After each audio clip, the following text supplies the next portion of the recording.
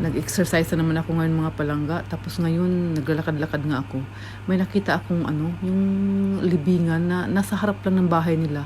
Yung parang mahal nila sa buhay, nasa bakuran lang nila ng libing. Katulad niyan, oh. No? Yung dito sa, alam nyo ba, dito sa Japan, maglalakad-lakad ka, talagang hindi mo maiiwasan na may madaanan kang mga maliliit na sementeryo. Tapos katulad niyan, oh. Ito malapit lang sa bahay namin to. Basta nasa loob lang siya ng mga kabahayan. Yung nasa harap niya, basta sementeryo. Hindi ba sila natakot ng mga ganyan, no?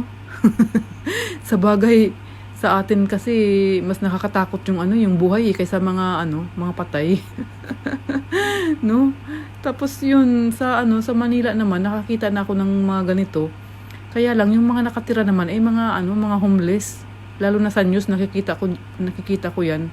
May mga tindahan pa sila dun sa loob ng sementeryo.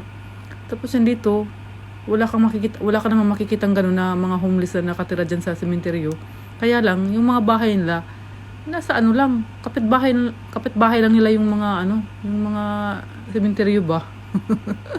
No? Katulad yan, yan, yung drugstore.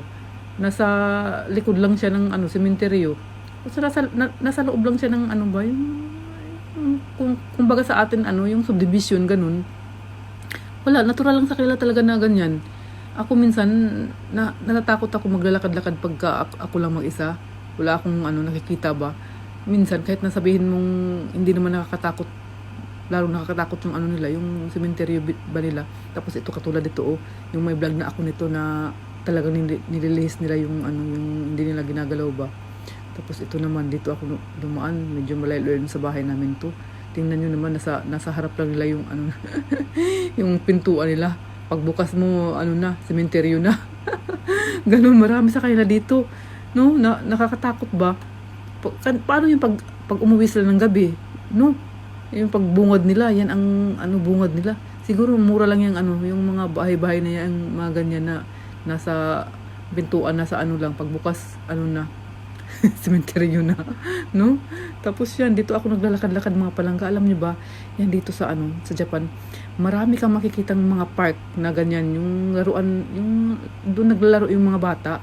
Di ko na malayan na nandito na pala ako sa bahay ng kakilala ko na nakatira yung Pilipina. Kakilala ko siya. Tapos yan na nga, ito yung nila park nila. Wala ka namang mga bata nakikita, mga lang, mga santil mo, mga engkanto lang ba? Nandito na pala ako sa pinakadulo. Salamat sa iyong panonood palagi sa mga vlog ko na walang mga kwenta.